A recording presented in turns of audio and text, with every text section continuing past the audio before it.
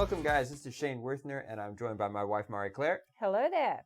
We are excited to be back here with another Green Room conversation. It's been a little while since we've been on here. We've had some technical difficulties, if you will, but it's going to be a lot of fun tonight. We've got some interesting topics we're going to be talking about and discussing. If you guys do enjoy this, make sure that you subscribe, hit the like button, leave a review, and make sure that you share this with your friends, because that is how we can get out there and help more people and get the message out about what we're talking about. So let's dive into it a little bit, Marie-Claire. We were talking earlier today about 10,000 hours. Now, do you remember what that relates to, that whole 10,000 hour thing? Yeah, so that was a really interesting topic. Actually, we've had that conversation quite a few times in the last few years. Yeah. Something that you came across when you were, what were you studying or what were you reading about at the time? I think I was reading a book about mastery. So there's this idea that when we look at different people who have been successful in their fields, like highly successful, like Mozart, for example, right? Like someone who's been at a very high level in I could say that he's pretty successful. Yeah. That usually when we look at the amount of time it takes them to master whatever their skill is, it usually tends to be around 10 years or 10,000 hours worth of work. Now, those two numbers tend to coincide pretty consistently. 10 years and 10,000? Yeah. Right. So what does that equate to? Well, it's about 1,000 hours, about 1,100 hours of work a year. Right. Yeah. So that's a lot of about work. 1,000 hours of work a year, right? So when we think about that, and this, I think what we were discussing this afternoon, which is an interesting point of where to go with this conversation, is we were talking about how many hours young dancers should be dedicating to their skill. Right. And so I remember when I was a student at the Cure Up Academy that my training was about 4.5, 5 hours a day. And that was pretty much 6 days a week with the same teacher. And that was just ballet. That was just ballet, yeah. So anything else like repertoire, character, partnering, all of that was extra to that. So ballet, pretty much took up 30 hours of work. Did you still do ballroom at that stage? I did, yeah. So when I'd finish my... So that was extra again. That was extra. When I'd finish my my ballet on a Saturday, I'd go and do ballroom in the afternoon. Because you just didn't get enough dancing. It wasn't enough. Well, that was the fun dancing, right? That was the that was the kind of relax it and chill out and have fun on the weekend. Yeah. See, I don't know about that. I have tried that classic waltz pose and it hurts. I don't know about relaxing into it. It's a lot more painful for the girls. Yeah, but true. Isn't that the case in most dancing dancing scenarios? I'm sorry, guys, but it's the case in most of life. So yeah, we were talking about how many hours I was dancing a week at that point, and that I started there at the age of 11, left there at the age of nearly 18. So what is that? About 6 years? That's a good like six or 7 years. So right. 6 years. So taking that into consideration, I think we came up with, like, if I had been there for 8 years, if I had been there from the age of 10 until 18, and I had done that, taking into consideration that we probably worked about 38 weeks a year, that amounted to about 1,140 hours a year of dancing. That's a lot of math I can't do. Yeah. Not in my head anyway. For those who are real mathematicians, go out there, check it, make sure that you know. Yeah, and write back to us. Tell us what that equates to. Yeah. But yeah, so it came out to about 1,100 hours, and then I multiplied that times 8, and it came out to about 9,260 hours. How come 8? Well, 8 years. Oh, 8 years. Yeah, 10 to 18, right? Ugh, yeah. So I multiplied it by 8, and it came out to about 9,200 something hours. And so when I looked at that, I was like, oh, okay, that makes a lot of sense, right? So if you're doing 30 hours of dedicated ballet work a week for 8 years, from the age of 10 until 18, odds are by the time you go into a company at 18, you're probably going to be at a pretty high level of dancing. So where did you get these numbers 8 to 18? Sorry, 10 to 18 from? Well, you look at the Vaganova Academy, and that's when they bring in dancers. They start at the age of 10. What do they do before that? What I know, and I'm sure if there's anyone out there who has a little bit more information on this, they'll probably end up coming in and maybe giving us some more insight. But what I have heard and what I've seen from documentaries is that they are in either smaller dance schools somewhere, or they're studying gymnastics, or they're, it's it's not really a dance training as such. It's more movement and strength and developing the basic skills. Right. Yeah, I wish that I had continued with my gymnastics, actually, because I wanted to do gymnastics.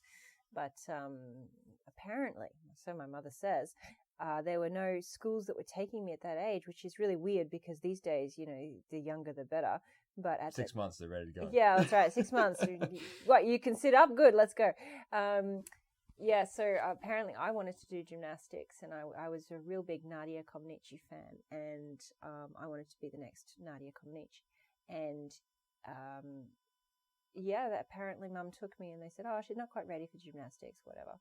And Mum was like, "Oh, okay, right. Well, what can I do in the meantime?" "Oh, I'll put her into ballet." So I did ballet instead for a couple of lessons. And apparently after my first lesson, I said, "I don't want to do gymnastics anymore. I want to do ballet."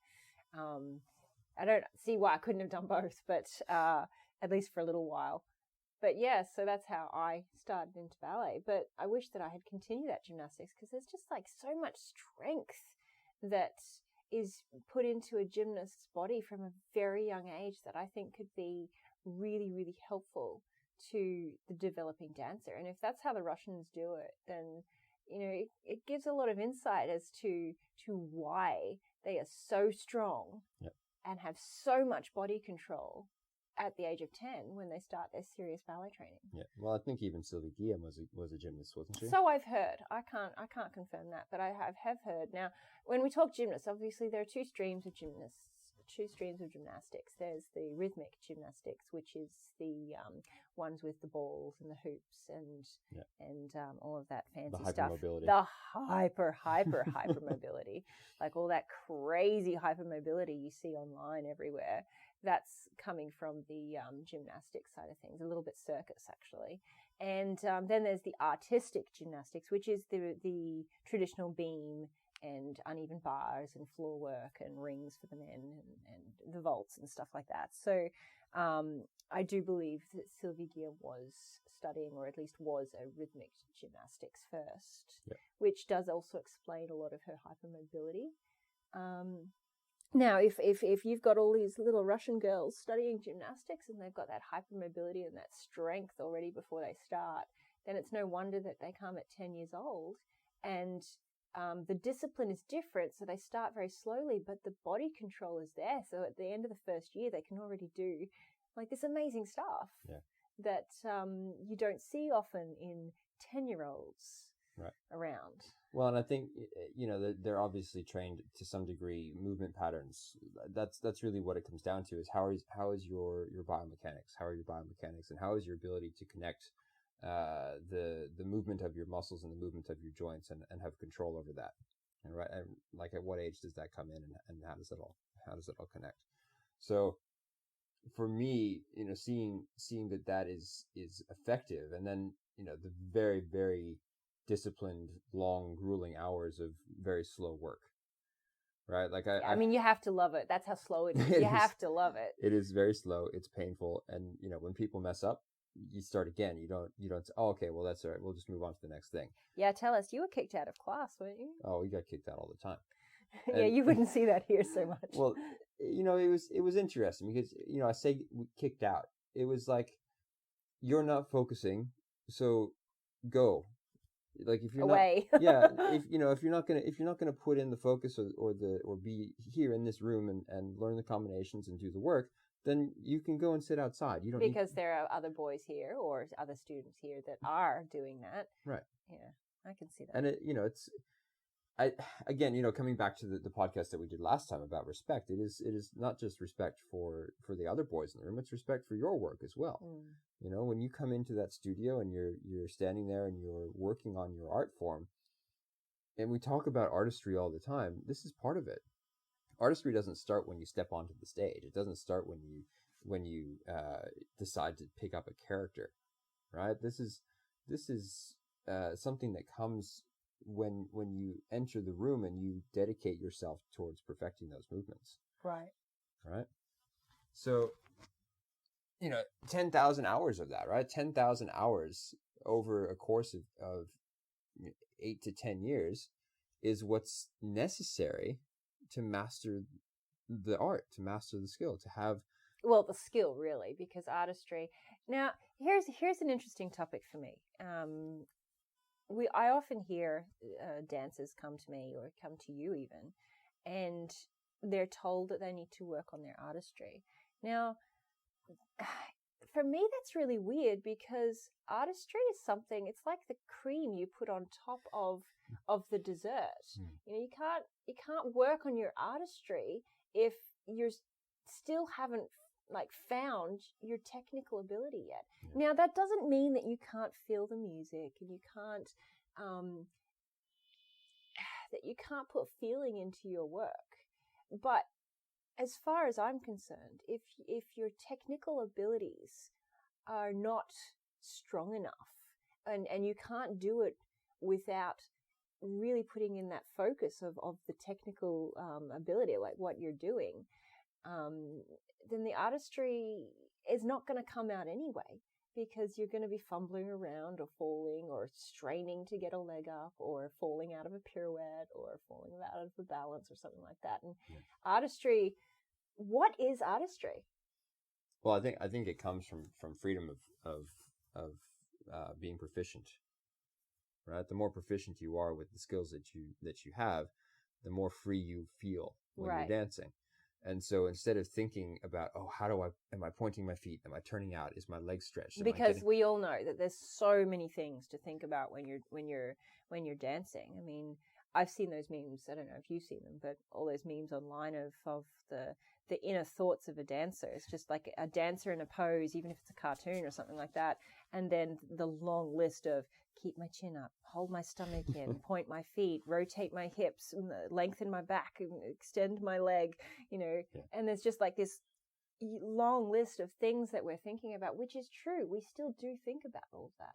But as you get older and more proficient and better at it, you can go through that checklist really quickly. And then what's left after that is what you can put into your work, what you can put into your dancing, which is the artistry on top. Right. And it's why when you enter into a company, yes, you've spent these 10,000 hours perfecting the technique of the movement, then you've probably realistically got another 10 years of getting yourself to an artistic level. Yeah. Right? True. And yes. Well, you to an extent you start all over again, not technically, but you start learning the ropes all over again. Yeah. You're now a very little fish in a very big pond, as opposed to being maybe a bigger fish in a little pond in a school. And look, occasionally you're going to get those dancers that are ready for that level very quickly coming out of school. Yeah, but there's always rules, and then there's always exceptions to those rules, and that's through anything in life and any skill. There's always like the prodigy or something like that comes through. But generally speaking, for the average, and by average I just mean the vast majority of dancers that make it into a company, it usually takes about 10 years to become a principal dancer. Yeah, right. So it takes that much more time, because they start relatively the same way. You come into your corps de ballet and you work your way through your walk-on roles and your smaller dancing roles. Every now and then you might get some type of small featured role or something like that, and you just got to work your way up that ladder. It can happen faster for some and slower for others, but yeah, so 10,000 hours as a student and then another 10,000 hours as a professional. Well, and I think there's a different level of experience, obviously, that comes from being around other professional dancers, seeing the way they work, seeing maturity within the company as well, right? Because when you enter into a company at 18 years old, you're not really mature yet. There's a lot of growth. Well, you can do everything and you know nothing. That's right. There's a lot of growth that has to happen, not just in your dancing, but as in your person, and experiences that you have to have, and heartbreak that you have to go through, and all of that. Oh yeah.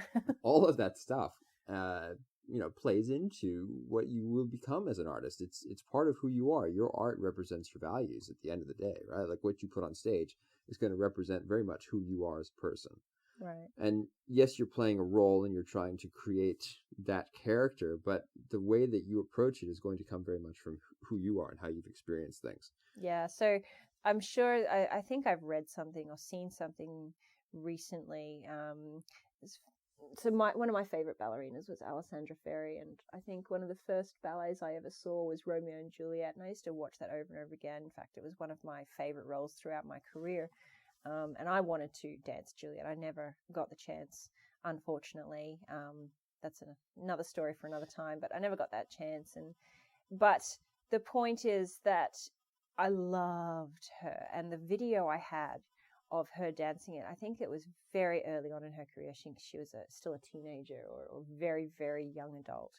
And recently she reprised the role again, dancing Juliet. Now she's in her 50s, I think. And this is a very young role as far as the character is concerned. But I'm pretty sure I read somewhere or saw somewhere that the approach she had as an older dancer with that much life experience behind her, just deepened everything that she could feel, or it must have anyway, through dancing it as a mature woman as opposed to a very young, sprightly dancer. I can't say which one would be better. I didn't see the second version anyway, but there's something to be said about that mature dancer dancing very dramatic roles. I think there's also something to be said for having that mature dancer as an example for younger dancers in the company. Absolutely, yeah. And I think, and here's an interesting point of view. When we danced in Europe and we had Manuel Legris as our director for those last 2 years that you and I were in Vienna, the level of the company went up, jumped dramatically. And as much as the dancers in the company didn't change as far as like who was in the company, right? Like we had the same dancers from the 2 years before to those 2 years. Pretty much. He brought in a few new people, but not a lot. Like it stayed pretty much the same. What we had was his experience. Yes. And the boys had him in class every day, right? Like he took class with us. So even if we weren't working with him directly, if you weren't in a rehearsal with him, being coached by him, you still saw the way he worked, and you saw the way that he approached the movement. Not only that, but you also saw how he expected you to work too. Yeah. There was something that, I mean, everyone's expected to work, but he was like, his work ethic was so strong. Yeah. And what he brought to the company, you couldn't help but think like, oh, well, if he's working that hard, I can't work any less than that.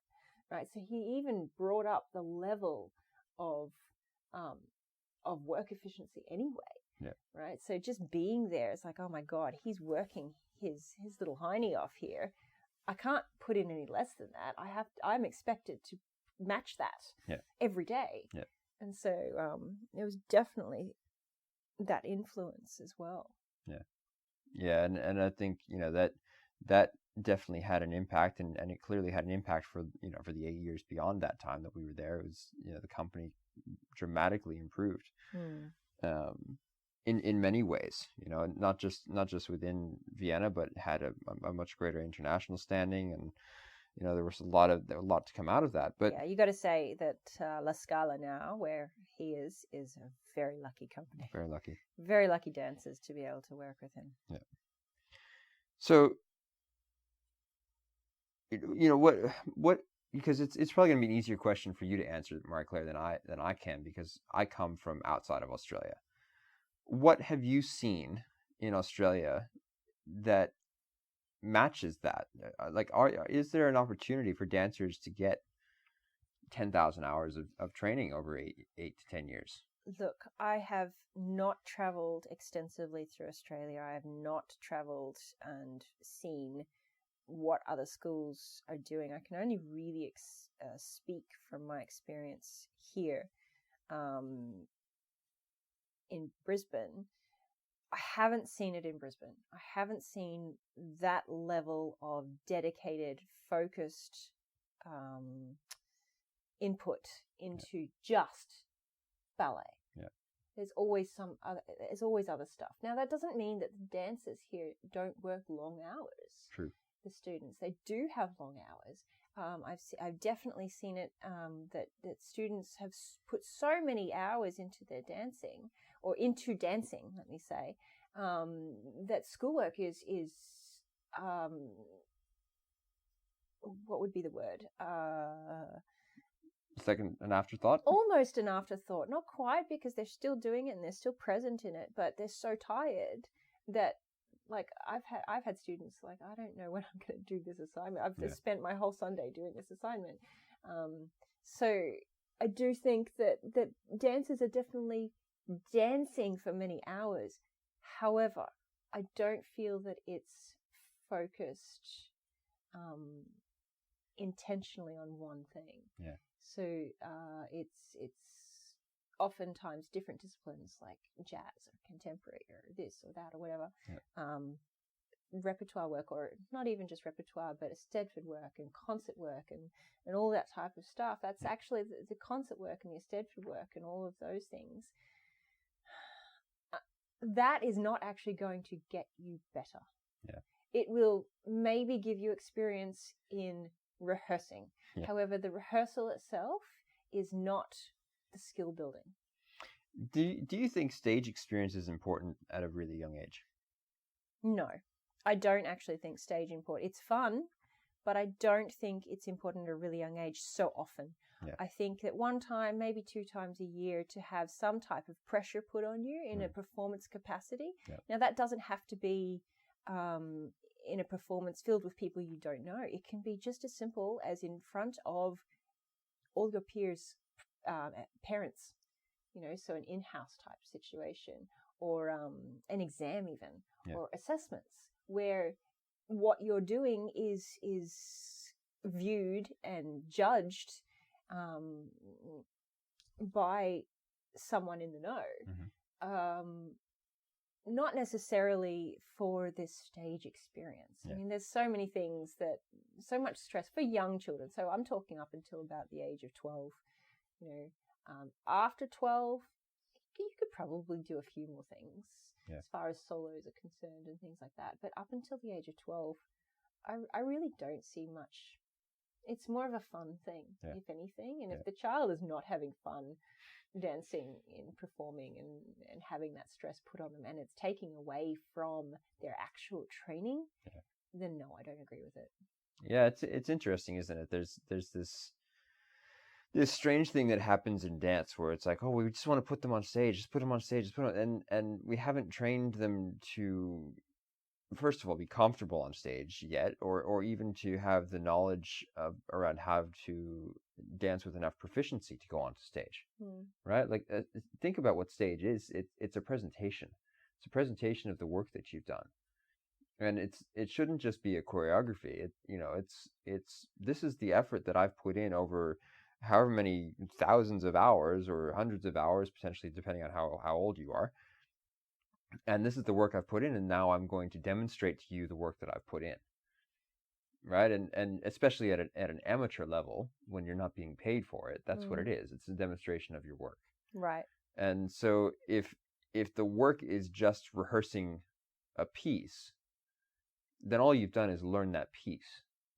Like you haven't learned the overall broader concept of the movement that you're doing and how that all comes together. Right. And that in itself is also a process, learning how to interpret that type of thing. So let's take a demi-character, for example. If you did the same demi-character from age 8 until age 12, your input into that demi-character would change. And that is a preparation in itself for role development later on. Yep. However, even if you didn't have that preparation for role development at age 8 to 12, you would still have it at age 18 to 22 when you enter company. And you'd still have that because you wouldn't necessarily be in a position to develop a role, but you would be watching the senior dancers develop their roles, and you'd be learning from them rather than spending time as a child and if you think of time as something to be spent, and you've only got so much of it, would you prefer to be developing a role at age 8 to 12, or would you prefer to be developing your technique, which will give you a greater chance at being able to develop the roles that are really interesting, like Juliet, for example, when you're age 18 to 22, 32, 42. Right. Right? You know, you're going to have that ability to just go into the studio, and the work of dancing is not going to be a challenge because you've done it. That's right. Right? You've put that effort in over the last 10 years. You're ready to start perfecting the artistry of dance. Right. Right? Now, I have a little bit of a disclaimer here, because I did do a Stedfords, and not a lot. I mean, I didn't do a concert every year. Yeah. So I think I did one concert when I was 6, and that was it. Yeah. That was my first and last concert until many, many, many years later, because my school just didn't put them on. Right. I did do solos. I spent half an hour practicing those once a week on a Tuesday afternoon. I'd just go in after school. I think I had a 3:30 private or a 3 o'clock private or something like that. And so half an hour, practiced my routines until I was a bit older. It became an hour. And I did a Stedfords from the age of, I think, 7. I did my very first ones with just a classical and a demi character until I left, really. And I just slowly added more in, the song and dance, the contemporary, jazz, championships, etc. I have to admit, I did love the performance aspect. And it got very stressful when I started to put pressure on. I needed to win, or I wanted to win, or I wanted to get that championship and I didn't get it, for example, or I started to do the competition. That put so much stress on me, and because I was not necessarily using the competition as stage experience, which I think if you're going to be doing them, then that's really what it should come down to, not the outcome of it. And I did have a couple of groups, not a lot, but I don't feel like I was doing an Eisteddfod every other, there was a Eisteddfod season, and that was it. Yeah. You know what I mean? And then it was gone. It was over for the year, pretty much. And we did a couple of different, I think there was 2 Eisteddfods that my ballet school used to do, Brisbane and maybe Ipswich or Bingley or something like that. But that was it. Yeah. And we didn't go around to every single one of them and do every single one of them, and I think from my stage experience as a young child, that was it. Yeah. Yeah, it's interesting. My experience was a bit different. I did a small tap competition when I was 10, and then the next competition I did probably would have been 12 when I did YAGP, which was the first ever YAGP in Washington, D.C. And then after that, I did YAGP again at 15 in New York, and then Helsinki, international ballet competition. A couple, like the tap competition and the first YAGP I placed in, the other ones I didn't. And I did some ballroom competitions as well, which was an interesting experience, but that was not really performance, and they're different. So what type of performance did you have? Well, we had performances twice a year. So we had a winter performance and a spring performance. And what would happen is we would prepare repertoire, but it was like 15 minutes worth of rehearsal for 2 months, 3 months, right?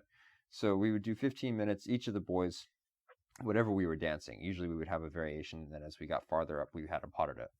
And what we would do is we'd rehearse that variation for 15 minutes at the end of class. So we'd have class all the way up until, say, 6 o'clock. And then say we had maybe 5 boys. Each of us would rehearse our variation for 15 minutes, and it would be one by one. But it's not like, okay, 15 minutes, then you're done. You're 15 minutes, okay, go to the back of the room, keep working on it. So it was 15 minutes of coaching, and then we continued to work while the other boys were doing their stuff. And that was how we prepared. And we have a rehearsal week the week before the show, and then we do 4 shows, and that was it. So your rehearsal time for any performance never cut into your class time? No. And what would happen is that because we had the same teacher every day, he would take elements of the variations we were working on, and we would work on those elements in class. Yeah, combine them into an exercise. If we all had a bunch of double tours we had to do, we worked on double tours. If we had to do grand pirouettes in the variation, we all worked on grand pirouettes. And everyone got better at those things that we had to do in the variation.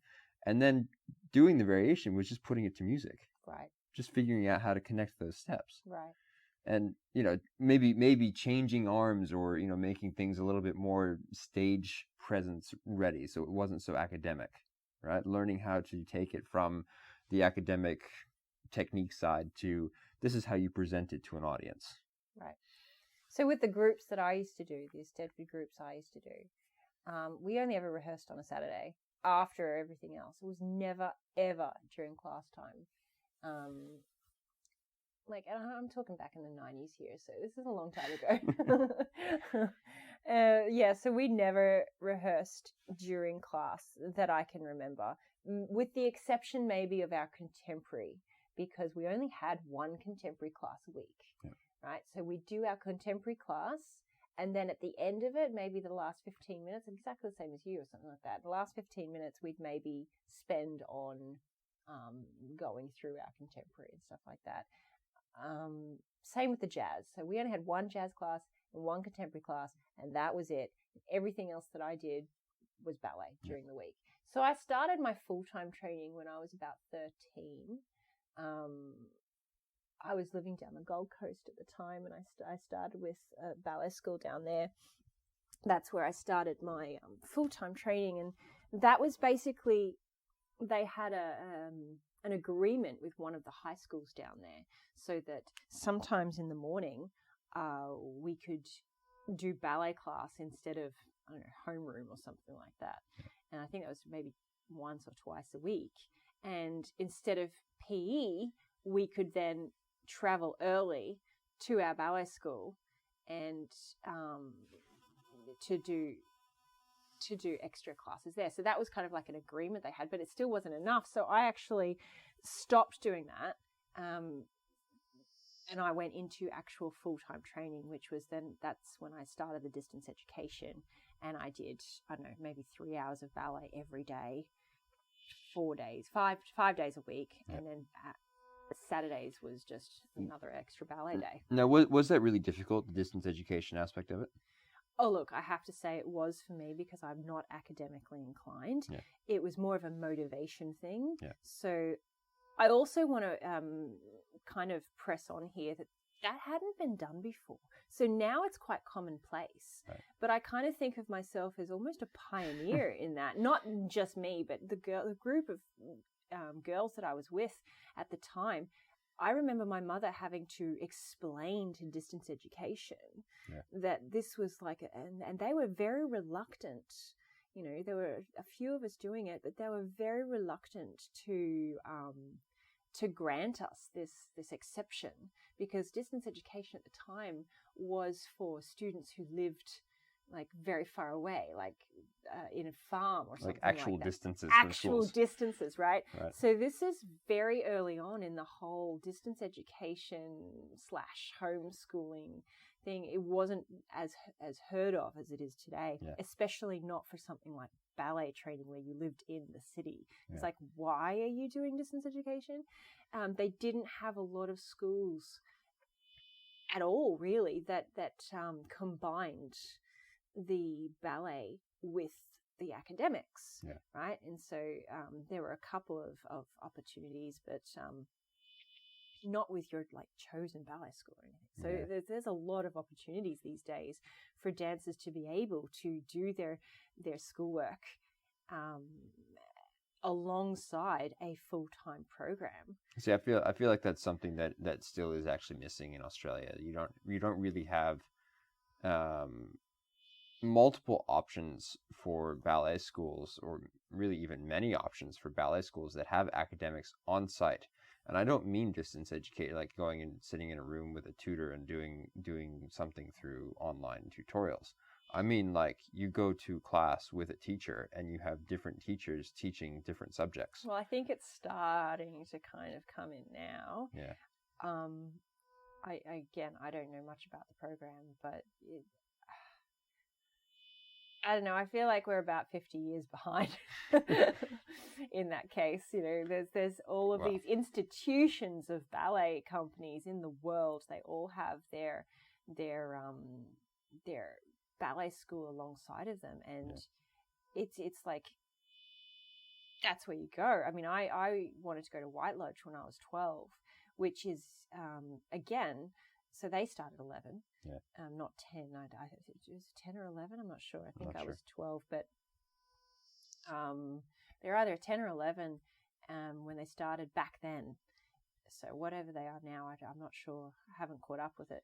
But I wanted to go to White Lodge, and I wanted to put in that serious effort into my ballet training and be able to receive my education. I would have been much better going to school. But that was me. There are kids that aren't necessarily needing that, but I would have been better off in a facility that catered to my academics as well.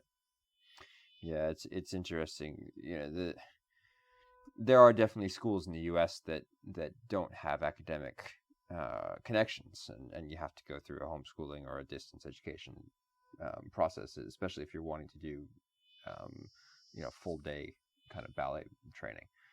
But the ones that I've seen that are most successful, and unfortunately Kirov just closed actually a month ago after 31 years of operation. They just closed.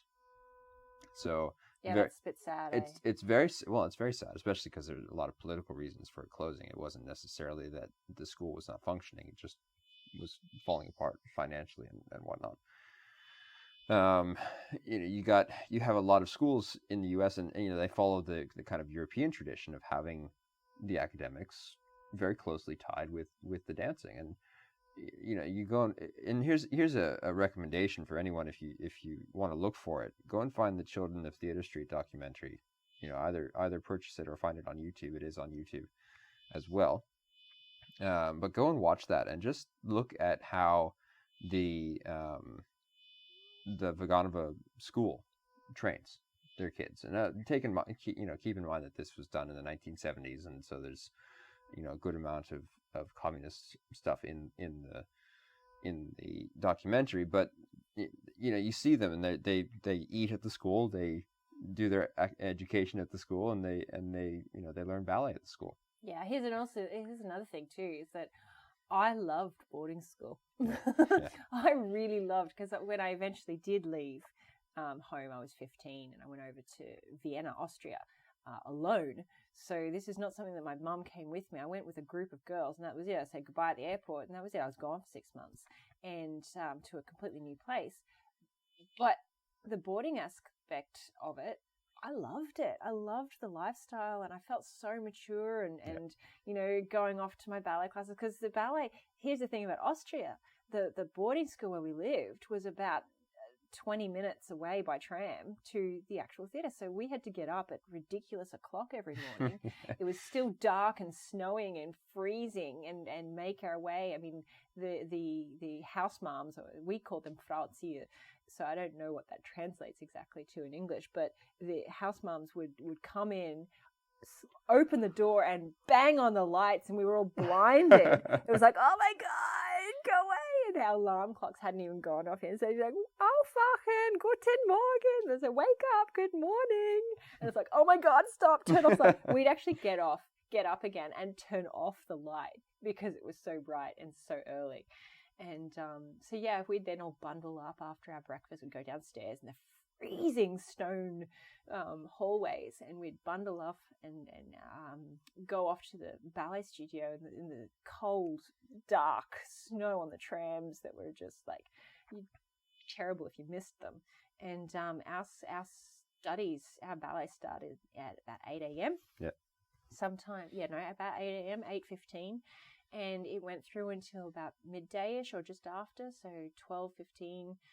And we usually had 3 classes. It was always ballet, sometimes repertoire, and it's 2 other classes. And sometimes it was point, sometimes it was repertoire. School repertoire was on a Wednesday, I remember that. Yeah. One time it would be a jazz, one time it would be a contemporary, and another it would be a character. Yeah. And so there was always those 3 3 lots. Sometimes ballet was extended, and you just did 2 other classes.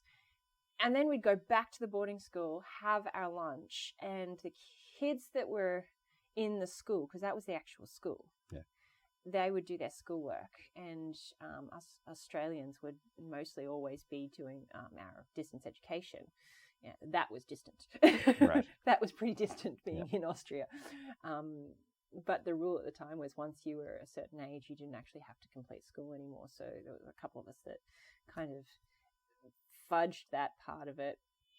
However, we won't talk about that right now. But yeah, so, and then that was the senior school. So that was all of the ones from level 5 up until level 8. Yep. And the level 1 to level 4 would be in the afternoon. So they'd do all their schoolwork in the morning at the school, and then they would travel to the ballet school in the afternoon after lunch. And that's when they had their classes. Yeah. So, so we have all the big kids in the morning yep. and all the little kids in the afternoon. Yeah. Yeah, look, and that's, that it works. And we, Kirov, the boarding aspect was at the school. That would have been much more convenient. So oftentimes, because academics started at 7 a.m, oftentimes you kind of rolled out of bed, came downstairs, and went to class in your pajamas. Oh, that would have been awesome. Big Udi would have been great. unless we had history with Mr. Doherty, and he was like, "No, I want you to get dressed because getting dressed gets you ready for the day, and if you come down in your pajamas, the likelihood that you're going to fall asleep in my class is much higher." And so, he had kind of this thing, and it made sense, and everyone kind of came dressed to his class, but not anyone else's. So there was that aspect to it, but. Having that on site, and you went to get your breakfast at 6:45, and then you came into class, and no one should be eating at 6:45. It's just too early. Well, when I started, I didn't live at the school initially, and my parents moved to DC from California, and so when class started at 7 a.m, I was up at 5 a.m. to get ready because we lived outside of DC. We lived in Virginia. So there was the drive in to DC every morning, and traffic on 395 was not very fun. 395 was the freeway. So that was always a big journey. But yeah, once I lived at the school, I loved it. It was great. You just go downstairs, you do your classes, you go back upstairs. I think I have to put in here as well that going back to Vienna and the system they had there, the schoolwork. So for the older kids, their school, they had schooling from after lunch until 6 p.m. But they also had school on Saturdays. Yeah. Right. So. And this was the thing in Austria. Yeah. School was 6 days a week. Well, and let's be honest, the dance career is a 6 and sometimes 7 day a week career. Right. You're not getting. I can't be sure that it was just the dancers that worked on Saturdays. I'm not. No, sure it was everyone. Everyone. I remember talking with the guys there that they did academics on Saturday, but half day I think it was. Yeah. Yeah, but I mean, even at that, dance is a full week sometimes. I mean, there were times where we'd have a whole month without a day off. I think I read recently, one of my memories from Facebook said, "This is the first day off I've had," and by day off I mean without anything. No theater, nothing. Yeah. And I think it said something in like 2 months. Yeah. I worked every single day for 2 months. Now that some of those would have been Sundays, it wouldn't have been all full days. It would have been going in for a performance. So even if it was just an evening performance, but that's still working, yep. Especially if it's a hard ballet like Swan Lake or something. But yeah, I think it was like up to 2 months that I did not have a single day off. Well, there was that 2 week period as well where we had like 8 different ballets in 2 weeks or whatever it was. Was that when the opera company went on? Yeah, they went away and said, "Oh, we're just going to put on everything in our rep." Yeah, but it depended on what you had too, because I had friends who were like, "Oh yeah, it's just an easy week." It's like I have principal roles and like grand pas and all sorts of things in every single show. Yeah. It was a really tough week for me, and like 32 Shades, it was Baider at the same time as Meyerling, I know that much, and Nutcracker rehearsals at the same time, if I'm not mistaken. And so I had a lot to do. I was like beaten. Yeah, I remember going on stage for Shades thinking, I don't know how I'm going to get through this Adagio right now. So, I just want to bring it back to the amount of time that we spend, right? And just to kind of pull everything together, right? Because we've talked about a lot tonight. I think part of the reason why it's so important in your younger years, so that 10 to 18 range, learning how to work in the studio. I think that's essential. Because it should be prioritized. Because when you graduate into that professional sphere, you don't spend as much time being drilled, being challenged, being pushed, being corrected, right? You're expected to do it yourself. You're expected to do that on your own. And so if you haven't learned how to do it, you're going to have this kind of rude awakening as a professional. It's like, how do I take care of my technique now? You might actually even go backwards. I remember going backwards. Oh, I did as well. Yeah.